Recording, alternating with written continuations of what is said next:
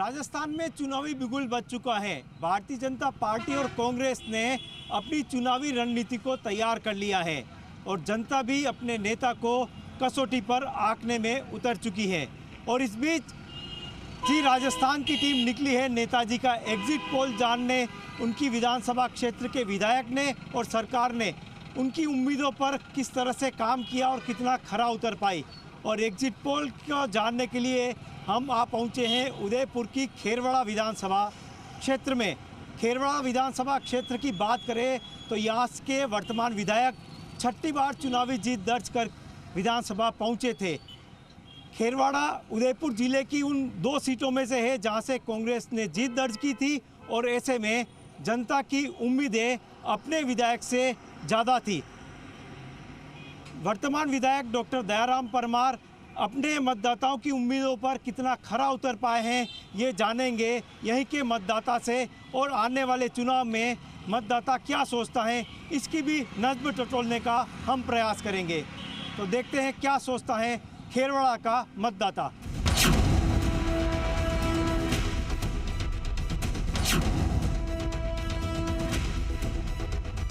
नेताजी का exit poll जानने के लिए हम पहुंचे हैं खेरवाड़ा के बस स्टैंड पर। रोडवेज बस स्टैंड है, पूरा बाजार यहाँ पर है। खेरवाड़ा वो इलाका है जो कि गुजरात की सीमा से सटा हुआ है। आदिवासी बाहुल्य इलाका होने के बावजूद क्योंकि पड़ोस में गुजरात राज्य है, ऐसे में अन्य आदिवासी इलाकों से ज़्यादा डेवलपमेंट यहाँ पे हुआ है। यहाँ के लोगों का जीवन स्तर दूसरे आदिवासी इलाकों से ज़्यादा बेहतर देखा जाता है। और ऐसे में जब यहाँ का मतदाता वोट करता है तो वो भी अपने आप में बेहद खास होता है। 2003 से अगर बात करें तो खेरवाड़ा विधानसभा का मिजाज भी प्रदेश की राजनीति की तरह रहा है। यहाँ पर एक बार बीजेपी और एक बार कांग्रेस जीती है। कुछ लोग हमारे साथ में जुड़े हुए हैं, उनसे जानेंगे। मतलब 6 बार विधायक रहे दयाराम परमार, कांग्रेस की सरकार थी, ऐसे में उम्मीदें विधायक से ज़्यादा बढ़ जाती है। हालांकि मंत्री नहीं बन पाए, तो क्या लगता है कि मंत्री बनते तो ज़्यादा विकास होता या विकास अच्छा हुआ है? किस तरह का 5 साल का कार्यकाल आप देखते हैं? इनका कार्यकाल बहुत सराहनीय रहा। जो काम पूरे राजस्थान में नहीं हुआ ऐसा काम खेरवाड़ा तहसील के अंदर टीएफसी एरिया के अंदर हुआ। आदरणीय टोडाश्री जी और मुख्यमंत्री जी नया गांव के अंदर जब सभा की थी और आए थे, उस समय उन्होंने कहा था कि हम दयाराम जी से बुद्धिजीवी ट्राइबल व्यक्ति को यहाँ का मंत्री नहीं बना सके, हमारी गलती है। अभी टोडाश्री मानगढ़ कार्यक्रम हो रहा था और डाक बंगला हम लोगों ने स्वागत किया था। उस समय भी उन्होंने बोला था कि दयाराम जी का हाथ मजबूत करो। दयाराम जी को आने वाला सरकार में यदि सरकार रिपीट होगी तो हम इसको मंत्री के रूप में देखेंगे। इनकी योग्यता का हम फायदा नहीं उठा सके। कहीं ना कहीं एक टीस है कि इस बार मंत्री नहीं बन पाए। हाँ, मंत्री नहीं बनवाए वो टीस थी, पर अपने आप में मंत्री की लालसा में ये रहते भी नहीं है। ये काम करने का एक उद्देश्य रहता है इनको। ये दूरगामी सोचते हैं कि आने वाले समय के अंदर खेरवाड़ा के अंदर कैसे जनता जिएगी। जैसे 5000 लीटर की टंकी बनी तो आने वाले समय में 5 लाख लोग हो जाएंगे, तो 40,000 लीटर की टंकी कैसे बननी चाहिए, इनकी सोच इस तरह से रहती है।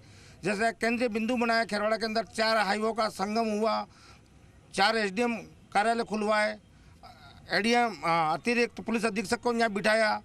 मतलब इस तरह के विकास किए। कॉलेज किए, गांव में कॉलेज किए। जैसे हमारे नया गांव में अंदर कॉलेज कर दिया। पाटिया भमटाड़ा से नया गांव खाली 6 किलोमीटर की दूरी के अंदर योजनाएं जो लोग यहाँ पे गिना रहे हैं। लेकिन आप क्या कहेंगे, क्या समस्या खेरवाड़ा की जो 2018 के चुनाव में थी उनमें किस तरह से बदलाव आया है, क्या देखते हैं आप? खेरवाड़ा क्षेत्र में समस्याएं अभी भी काफ़ी हैं। शिक्षा की दृष्टि से देखें तो शिक्षा के लिए स्कूल खुल गए लेकिन वहाँ पे संसाधन नहीं है, टीचर्स नहीं है। इसी प्रकार चिकित्सालय खुल गए लेकिन चिकित्सालय में डॉक्टर नहीं है, दवाई नहीं है, जांच की मशीनें नहीं है। लोग उपचार के लिए गुजरात जा रहे हैं। रोजगार की दृष्टि से रोजगार का अभाव है, ना कोई कल कारखाने खुले, ना कोई संसाधन है, ना लोगों को रोजगार है। लोग रोजगार के लिए गुजरात जा रहे हैं। अधिकांश ग्रामीण क्षेत्रों में देखो रोजगार के लिए गुजरात जा रहे हैं। तो कहने का विकास खूब हो गया लेकिन विकास धरातल पर नहीं हुआ। धरातल पर जो विकास होना चाहिए वो जीरो। आप गांव में जाके देखो अभी भी हालत ख़राब है। अभी आप बांसवाड़ा में राहुल गांधी जी आए थे लेकिन देखा तो वहाँ स्कूलों के अंदर बच्चे को पढ़ने के लिए रूम नहीं है। रूम है तो शिक्षक नहीं है, शिक्षक है तो संसाधन नहीं है। तो विकास खाली कागजों में, वास्तव में धरातल पर विकास नहीं है। राजस्थान के अंदर घोषणाएं बहुत हो गई। 4.5 साल सरकार आपस में झगड़ती रही। अभी 6 महीने में झूठी घोषणाएं करके गहलोत साहब वाहवाही लूट रहे हैं लेकिन वास्तव में धरातल में क्या जनता सब समझती है। धरातल पे भी अपने बात की जा रही है, अपने दावे किए जा रहे हैं। क्या लगता है, एक पक्ष कह रहा है बहुत विकास हुआ है, एक भाई साहब कह रहे हैं कि नहीं हुआ है। आपको क्या लगता है खेरवाड़ा में क्या समस्याएं जो थी प्रमुख रूप से? जैसे विकास की बात की है तो आज ही स्कूलों में इन्होंने स्कूलें खोल दी, ये बात सही है। इसके बाद इन्होंने नगर पालिका खोल दी हैं और धरातल पे कोई भी इनका काम नहीं हुआ है। हमारा तो यही कहना है। क्या कहेंगे आप? युवा लग रहे हैं, युवा के हिसाब से अगर आप देखें तो आपके विधायक कितने आपकी उम्मीदों पे खरा है? खेरवाड़ा विधायक की जहाँ तक बात की जाए, कानून व्यवस्था में बिल्कुल भी ये सरकार फेल रही है और स्थानीय विधायक भी कानून व्यवस्था में बिल्कुल फेल है। न यहाँ पे किसी आम जनता की कोई बात सुनी जाती है, बस स्टैंड पर गाड़ियों की हवा निकल दी जाती है, कोई कहने वाला नहीं है, और न यहाँ पे कोई कानून व्यवस्था बनाई जा रही है। यही कहना चाहूँगा। एक कांड यहाँ पे भी काकरी डूंगरी वाला हुआ था, उसके बाद इस तरह का कोई कांड नहीं हुआ। क्या लगता है कि इस बार यहाँ पर किस तरह का चुनाव सिनेरियो जो है आपको लगता है रहने वाला है? मतलब आपस में ऐसा कोई विवाद नहीं है। यहाँ पे जनरल आराम से मिल के ही काम हो रहा है सब, ऐसी कोई बात नहीं है। क्या समस्याओं का कितना समाधान आपको लगता है कि हुआ है खेरवाड़ा में? समस्या बस धरातल पे नहीं हुई है, समस्या समाधान तो हो रहा है पर धरातल पे नहीं आई सब। बिल्कुल। कुछ और लोग भी हमारे साथ में हैं, युवा हमारे साथ में। आप बताएं किस तरह से आपको लगता है ये कार्यकाल विधायक का और सरकार का? सरकार का कार्यकाल ऐसे देखा तो शुरुआती 3 साल का जो सरकार का कार्यकाल था जयपुर और दिल्ली के बीच में रह गया, और इस बीच में जो बीच में लास्ट समय था चुनाव का, अभी समय 6 महीने पूर्व इन्होंने रेवाड़ियाँ बांटनी शुरू कर दी, और जो कई सारी योजना ऐसी ले आए वो जब एकदम ठीक है, 50 यूनिट फ्री, 100 यूनिट फ्री। अभी जो पता पड़ा जो आधे लोगों के पास ये 100 यूनिट वाले बिल्कुल ये सुविधा नहीं मिल रही इनको, और जो अभी जैसे नगर पालिका की बात है। बाबूजी भी हमारे साथ में। बाबूजी आप कुछ बताएंगे कैसे काम लगता है आपको अभी जो एमएलए है दयाराम जी का? खेरवाड़ा विधानसभा क्षेत्र में मेवाड़ के अंदर जो 8 सीटें थी उसमें एक ही विधानसभा सीट थी जो 25,000 वोटों से दयाराम जी परमार साहब जीते। दयाराम जी परमार साहब का कार्यकाल अति उत्तम है, अच्छा है और जमीली स्तर पर रहता है। वो इनसे किसी प्रकार की कोई शिकायत नहीं है। रहा सवाल युवा वर्ग का भी इन्होंने खूब ध्यान रखा है, कर्मचारी का खूब ध्यान रखा है, बेरोजगारों का भी खूब ध्यान रखा है, इनकी कोई शिकायत नहीं। आपने खेरवाड़ा को हर रूप में देखा होगा, हर दौर में देखा होगा। अभी आपको क्या लगता है और क्या क्या डेवलपमेंट खेरवाड़ा में होने की ज़रूरत है? खेरवाड़ा में लगभग दयाराम जी परमार साहब ने सारे काम पूरे कर लिए जो आने वाले व्यक्ति को करने की जरूरत ही नहीं पड़ी, हर काम पूरा कर लिया। तो आने वाले विधायक दयाराम जी परमार ही वापिस आएंगे, ये पक्की बात है। पर इनके इतने सारे काम हो गए पूरे का आने वाले समय में कोई काम की जरूरत ही नहीं पड़ेगी। कुछ और लोग भी हमारे साथ में मिली जुली प्रतिक्रिया यहाँ पर देखी जा रही है। कोई अपने विधायक से खुश है तो कोई कहीं ना कहीं जो 3 साल में सरकार एक तरह से पूरी तरह से काम नहीं कर पाई उससे नाराज़गी है। भैया आप क्या कहेंगे, किस तरह से आप देखते हैं विधायक के कार्यकाल को? हमारे दयाराम जी बढ़िया है और अच्छा काम कर रहे हैं, सब काम कर चुके हैं वो पूरा खेरवाड़ा में। आप युवा लग रहे हैं, आप आगे आए, युवा आगे रहे तो ज़्यादा अच्छा है। क्या लगता है युवाओं के लिए कितना जो है वो सही कर पाए? क्योंकि कुछ लोग कह रहे हैं कि युवाओं को रोज़गार के लिए गुजरात जाना पड़ रहा है, तो आप क्या कहेंगे? नहीं, ऐसे तो एजुकेशन के लिए तो यूँ तो कॉलेज वाला जो खोल रखी है पर लेक्चररों की और यूँ कमी है। तो वैसे हमारे एमएलए साहब भी पीएचडी कर रखे डॉक्टर हैं वो भी, तो उनको भी इस चीज़ का समझना चाहिए कि कॉलेजों में और स्कूलों में टीचरों की लगाना चाहिए जिससे पढ़ाई में सभी बच्चे अच्छे आगे निकल सके। मेरा तो ये कहना है। दयाराम जी भी वैसे कार्यकाल उनका भी अच्छा रहा है, और इससे पहले अभी हमारे नानालाल जी थे वो भी अच्छे थे। क्या आप क्या कहेंगे भैया, किस तरह से? क्योंकि युवा जो है वो किसी भी प्रदेश के विकास की कहें या देश के विकास की रीढ़ की हड्डी माना जाता है, और युवाओं को लेके किस तरह से खेरवाड़ा में काम हुआ? काम तो हुआ है, लेकिन ऐसा है कि हम चाहते हैं कि एक बार फिर से जो काम रुका पड़ा है, जितना अधूरा हुआ है, आज हमारे यहाँ नगर पालिका बननी थी जो आज तक नहीं बन पाई, अगर कोई दूसरी सरकार आएगी तो काम अधूरा रह जाएगा। हम चाहते हैं एक बार फिर से रिपीट हो जाए तो अच्छी बात है। क्या चीज़ें आपको लगता है कि आने वाले अब इस चुनाव में क्या प्रमुखता मुद्दे जो है आप मानते हो खेरवाड़ा विधानसभा के चुनाव में ये इन मुद्दों पे चुनाव लड़ा जाए, या ये काम जो है वो बाकी है? खेरवाड़ा में जैसे भैया ने बताया कानून व्यवस्था तो है ही ढीली, कानून व्यवस्था। और एक जो है राजस्थान सरकार की बात करें तो उन्होंने जैसे कोई भी धार्मिक कार्यक्रम होते हैं उसमें उन्होंने पाबंदी लगा रखी है। फिलहाल तो उसके लिए परमिशन लेनी पड़ती है, पहले कोई परमिशन नहीं थी। अभी किसी भी कार्यक्रम को करने के लिए परमिशन लेनी पड़ती है, पहले परमिशन दी नहीं जाती है। यह सबसे बेकार चीज़ हुई है राजस्थान सरकार की। तो क्या लगता है कि इस तरह के मुद्दे मतदाताओं को के वोट डाइवर्ट करेंगे क्या? एक तो सबसे बड़ा डाइवर्ट करेगा, जो अभी राहत कैंप चले थे उसमें राहत तो ज़रा भी नहीं मिली। लाइट बिल जैसे किसी का 7,000 आ रहा है, उसका अभी 15,000 आया, तो राहत कैंप कहाँ से हुआ वो? सबसे बड़ा मुद्दा तो वो है। कोई भी किसी को भी ले लो, किसी का भी वो राहत कैंप से राहत नहीं मिला है, परेशानी मिली है। आप क्या कहेंगे?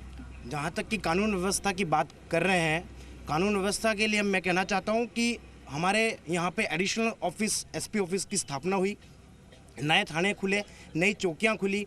यहाँ पर 10-10 किलोमीटर की रेंज में हमारे पास थाने हैं। कानून व्यवस्था बहुत ही सुदृढ़ है। यहाँ पे जो कानून की जो अपराध हो रहे थे उस पर अंकुश भी लगे हैं। और विधानसभा क्षेत्र खेरवाड़ा पिछले कई दिनों, पिछले जो 5 साल हैं उसमें इतने काम हुए हैं जिसकी गिनती करना भी यहाँ पे मुश्किल होगी। हमारे विधानसभा क्षेत्र में, पूरे राजस्थान में एकमात्र विधानसभा क्षेत्र ऐसा जहाँ पर 6 कॉलेज है और शिक्षा के क्षेत्र में बढ़ता हुआ विधानसभा है।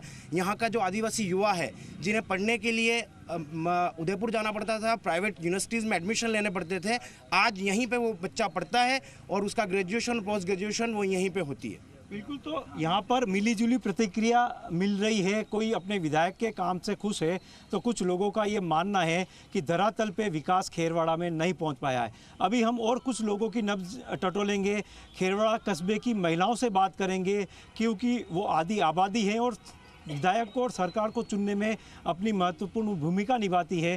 तो महिलाओं की भी नब्ज टटोलेंगे और जानेंगे कि वो अपने विधायक से कितना खुश है और आने वाले चुनाव में किन मुद्दों पर वो मतदान करेंगी।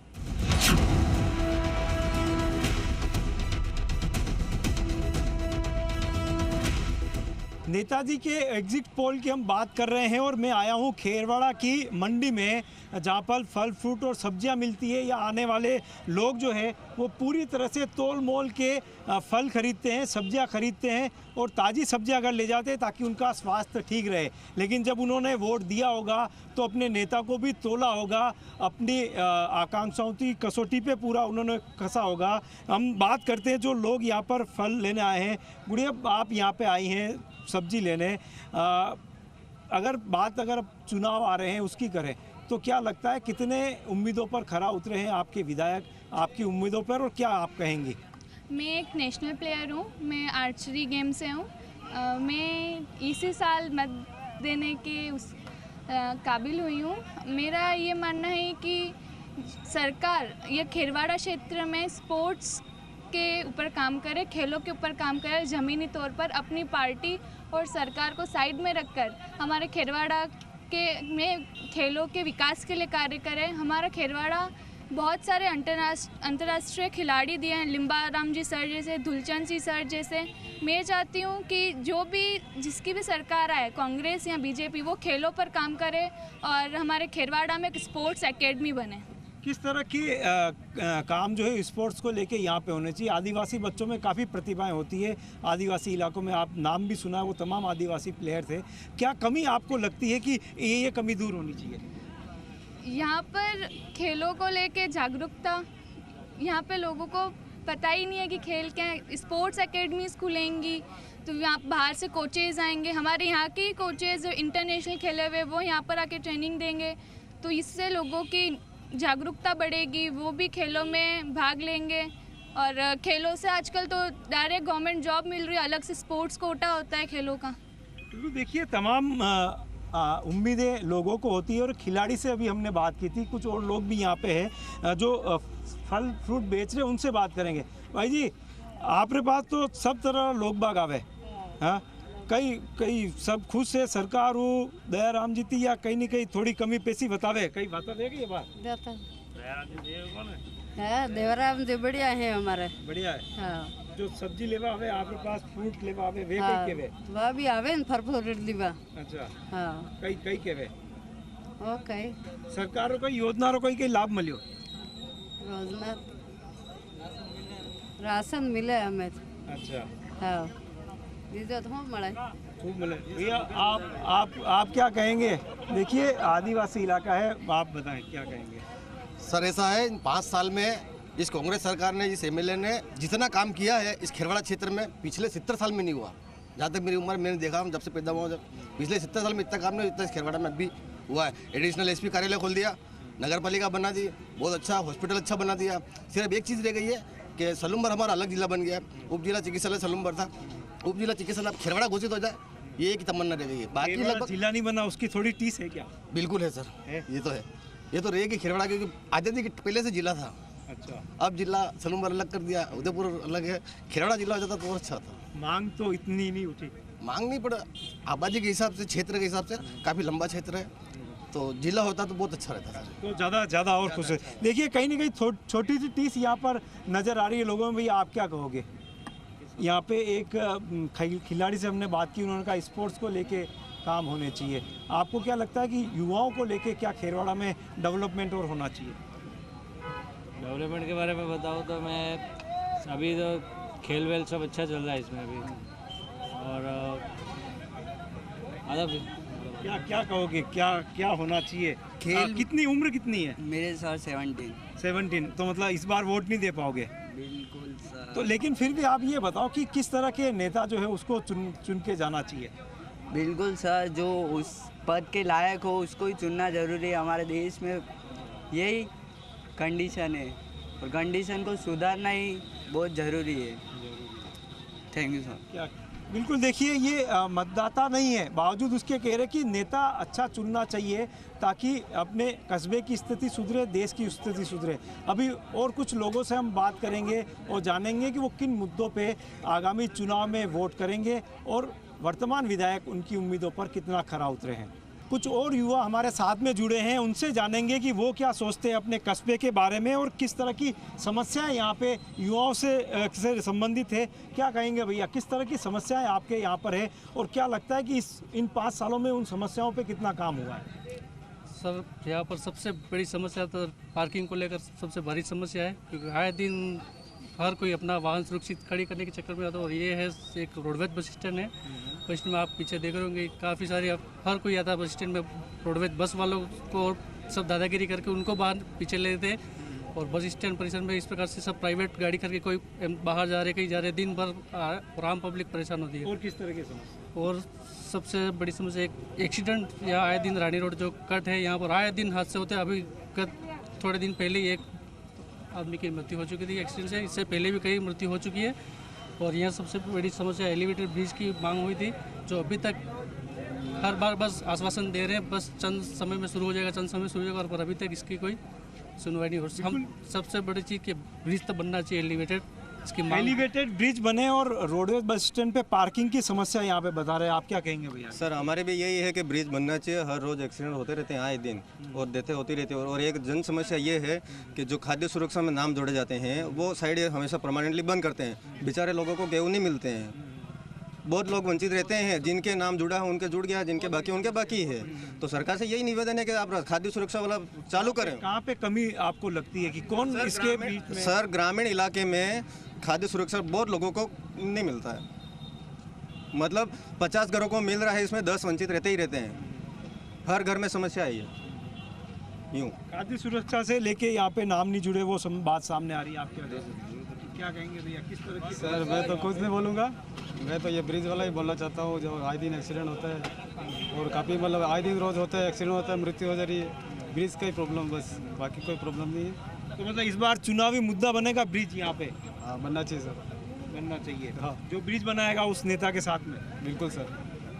तो तमाम युवा, 2 बड़ी समस्या यहाँ पे सामने आई है, जो खेरवाड़ा कस्बे की अपनी समस्या है और उसके अलावा खाद्य सुरक्षा को लेके सरकार की तरफ से तमाम दावे यहाँ पर किए जाते हैं। लेकिन एक बड़ी समस्या ये सामने आई है कि कई लोगों के जो कि ज़रूरतमंद है उनके नाम उस लिस्ट में नहीं है और वो आज भी वंचित है।